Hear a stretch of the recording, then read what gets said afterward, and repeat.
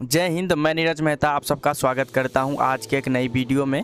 और आज की इस वीडियो में हम बात करेंगे कि अगर आपने 10वीं की परीक्षा 2023 में पास किया है और आप भी स्कॉलरशिप लेने के लिए आपने ऑनलाइन अप्लाई कर दिया है और अप्लाई करने के बाद अगर आप अपना स्टेटस चेक करते हैं और आपका स्टेटस अगर अकाउंट वेरिफिकेशन स्टेटस में अगर रिजेक्टेड बाय PFMS ये ऐसा बता रहा है, मतलब reason UID never enable for DBT, अगर ऐसा बता रहा है तो उसको किस प्रकार से आपको वेरीफाइड कराना है।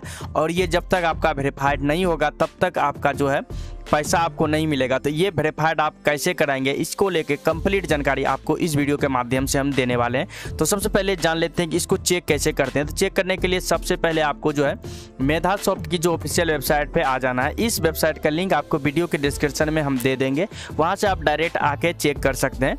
यहाँ पे आपको जो है मुख्यमंत्री बालक बालिका 10th पास प्रोत्साहन योजना के नीचे अप्लाई फॉर ऑनलाइन वाला ऑप्शन मिल जाएगा। अगर आपका अदर सेशन का है तो अदर का आप अप्लाई कर सकते हैं। और यहाँ पे 19, 20, 21 का जो है रजिस्ट्रेशन क्लोज कर दिया गया। 22, 23 का अभी तक चालू है और 22 का भी जो है 15 सितंबर तक ही चालू रहेगा, उसके बाद इसका भी बंद कर दिया जाएगा।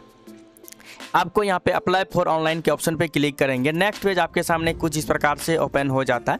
तो सबसे पहले स्टेटस आपको चेक करना होगा। तो स्टेटस चेक करने के लिए आप कई जगह से कर सकते हैं। पहला कि रिपोर्ट के ऑप्शन पे क्लिक करेंगे और यहाँ click here to views application status पे क्लिक करेंगे तो यहाँ से आप अपना रजिस्ट्रेशन नंबर डाल के चेक कर सकते हैं। दूसरा नीचे की तरफ आएंगे, यहाँ पे देखेंगे आपको मिल जाता है गेट एप्लीकेशन स्टेटस का ऑप्शन मिलता है, यहाँ से भी आप चेक कर सकते हैं। तो किसी भी जगह पे, दोनों में से किसी भी जगह पे क्लिक कीजिए तो नेक्स्ट पेज आपका जो यही आएगा, ठीक। और यहाँ पे आने के बाद आपको यहाँ पे रजिस्ट्रेशन नंबर फिल करना है। रजिस्ट्रेशन नंबर आपका जो है एडमिट कार्ड पे और मार्कशीट पे मिल जाएगा, यहाँ पे आपको फिल कर देना, ठीक। फिल करने के बाद सर्च के ऑप्शन पे क्लिक करेंगे। अगर आपका रजिस्ट्रेशन नंबर सही रहा और आपने अगर फिल किया होगा, अप्लाई किया होगा, तो नेक्स्ट पेज आपके इस प्रकार से आएगा। यहाँ पे किसी का वेरीफाइड होगा और इधर जो है देखेंगे यहाँ पे किसी किसी में आधार वेरीफाइड है, कैटेगरी वेरीफाइड है और नाम भी वेरीफाइड होगा, आधार भी वेरीफाइड होगा, ठीक ना। लेकिन अगर सबसे पहले यही वेरीफाइड होता है, अकाउंट वेरीफाइड होता है, उसके बाद इस सब में जो है वेरीफाइड होना स्टार्ट होता है। तो अगर ये आपका रिजेक्ट हो गया तो ये आपका ऐसा ही पड़ा हुआ रहेगा, पेंडिंग का पेंडिंग ही रहेगा,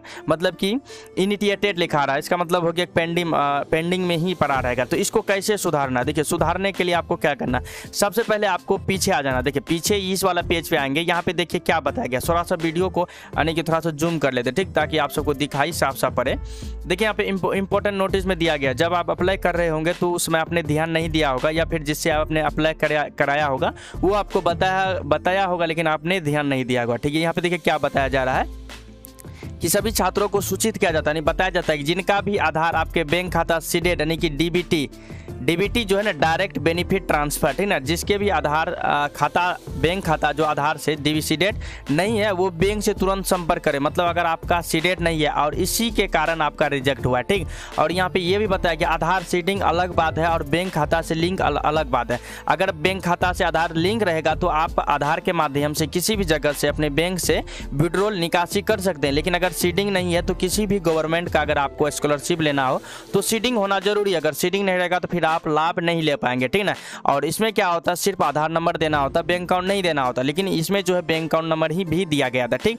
उसके बाद देखिए जिनका भी अकाउंट आधार से सीडिंग नहीं रहेगा उनका भुगतान नहीं करेगा। तो आपको क्या करना है, तो सबसे पहले आपको अगर आपका लिस्ट चेक करते हैं और यहाँ पे आपका अगर रिजेक्टेड आपका शो कर रहा है तो मतलब आपका रिजेक्ट तो हो गया है। अब आपको क्या करना है कि पहले जो इस पेज पे आना है इसका एक स्क्रीनशॉट ले लेना है, ठीक। उसके बाद आपका जो भी बैंक खाता है आपका उस बैंक के ब्रांच में जाना है और बैंक ब्रांच में जाने के बाद आपको ये वाला जो दिखा देना है डायरेक्ट, ठीक ना। काउंटर पे जाएंगे और दिखा देंगे, उससे बोलेंगे कि मेरा जो है 10th में मैंने स्कॉलरशिप के लिए अप्लाई किया था, इसमें मेरा रिजेक्ट हो गया। स्टेटस भी आप चेक दिखा सकते हैं। और यहाँ पे बताया गया सीडिंग करने के लिए, तो आप हमें जो सीडिंग कर दे तभी हमको स्कॉलरशिप का राशि मिलेगा, अन्यथा नहीं मिलेगा, ठीक।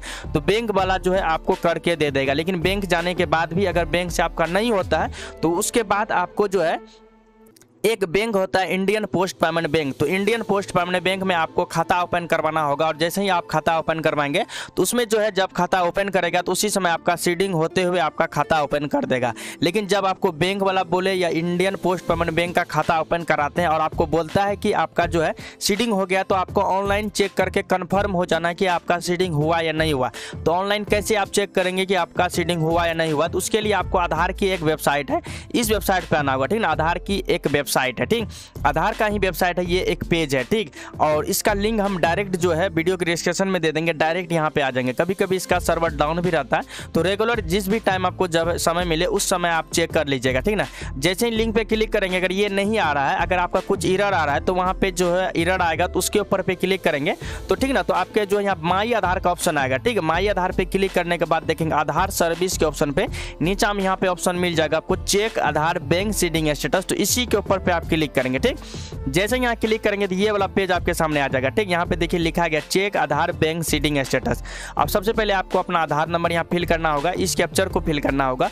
आपके आधार में मोबाइल नंबर लिंक होना चाहिए, तभी आप चेक कर पाएंगे। और आपको पास एक OTP आएगा, OTP को फिल करेंगे। OTP फिल करने के बाद अगर आपका यहाँ पे ऑप्शन आ रहा है जैसे कि your Aadhaar is not linked यानी कि your Aadhaar is not link to a bank, मतलब आपका जो है आधार के साथ बैंक खाता सीडिंग नहीं है, तो आप बैंक जाइए और बैंक में जाके बोलिए, वहाँ से सीडिंग करने के बाद फिर स्टेटस चेक कीजिए। अगर आपका सीडिंग हो जाएगा तो यहाँ पे आपको लिखाएगा congratulation your Aadhaar bank mapping has been done, और जब आपका कांग्रेचुलेसन लिखाएगा तो आपका आधार नंबर शो करेगा, आपका बैंक का नाम शो करेगा, कब आपका सीडिंग हुआ वो शो करेगा। उसके बाद फिर नीचा में जो आपका बैंक का नाम शो कर देगा, ठीक ना।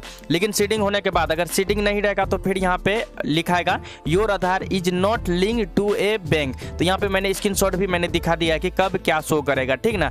तो चलिए ये काम करने के बाद अगर आपका सीडिंग हो जाता है तो उसके बाद आपको क्या करना है, तो उसके बाद जो है आपको 10 से 15 दिन तक आप जो वेट करना होगा, उसके बाद ऑटोमेटिक आपका जो वेरीफाइड होगा, ठीक।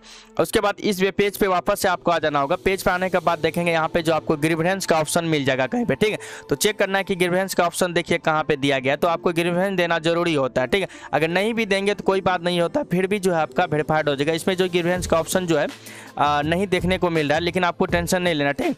तो आपको देखिए यहाँ पे जो है फाइनल सबमिट का ऑप्शन आ रहा है, लेकिन ग्रीवेंस का ऑप्शन नहीं आ रहा है। तो चलिए कोई बात नहीं, ग्रीवेंस का ऑप्शन नहीं आ रहा है तो आप जब बैंक से चेक करने के बाद आधार सीडिंग हो जाता है तो आपको आधार की वेबसाइट पे आके चेक कर लेना है। अगर आपका आधार सीडिंग हो गया है तो वापस से फिर से जो आपको अपना एक बार स्टेटस चेक करना है, और स्टेटस चेक करने पर अगर आपका यहाँ पे यही शो कर रहा है तो मतलब कि अभी भी जो आपका यही शो कर रहा है, तो आपको अगले 20 दिन तक वेट करना है। इसमें ज़्यादा भी टाइम लग सकता है, जरूरी नहीं कि 20 दिन में भी हो जाएगा। देखिए अब तक जो इंटर वाला जो हुआ था, किसी का 10 दिन में होता था, किसी का 15 दिन में, किसी का 1 महीना में ये हो जाता था, ठीक ना। लेकिन जैसे ही आप वेरीफाइड कर देंगे तो इसे वेरीफाइड होने में जो आपको थोड़ा सा टाइम लगेगा, तो इस प्रोसेस से आप जो है इस वाले प्रॉब्लम को सॉल्व कर सकते हैं। या फिर अगर बैंक से आपका नहीं हो रहा है तो फिर आपको जो इंडियन पोस्ट पेमेंट बैंक में खाता ओपन करवाना होगा। तो दोनों मेथड से आप करवा सकते हैं। पहले आप कोशिश करेंगे जो आपके पास खाता अकाउंट है उस बैंक से संपर्क करने का, और ये स्क्रीनशॉट दिखाएंगे, वहां से आपका जो है वो समझ जाएगा आप क्या कहना चाहते हैं, वो उसके बाद जो आपका काम हो जाएगा। तो उम्मीद है कि आप सब समझ गए होंगे, और वीडियो को लास्ट तक देखने के लिए धन्यवाद और थैंक यू सो मच। इसके बाद भी अगर कोई भी कन्फ्यूजन हो तो आप वीडियो के नीचे डायरेक्ट कमेंट कीजिए, या फिर जो है टेलीग्राम का लिंक है नीचा में, उसके बाद इंस्टाग्राम का लिंक है नीचा में, आप डायरेक्ट हमें मैसेज कीजिए, डायरेक्ट हमें पर्सनली मैसेज कर सकते हैं। अगर कोई दिक्कत हो तो डायरेक्ट आप हमें स्क्रीनशॉट शेयर कर सकते हैं, वहां से हम डायरेक्ट आपको जो पर्सनली जो है बता देंगे। उसके बाद आपका जो प्रॉब्लम का सॉल्यूशन हम पूरा तरीका 100% गारंटी लेते हैं कि आपका जो सॉल्यूशन हम कर देंगे, अगर इस टाइप का कोई भी प्रॉब्लम आता है तो। जय हिंद, जय भारत।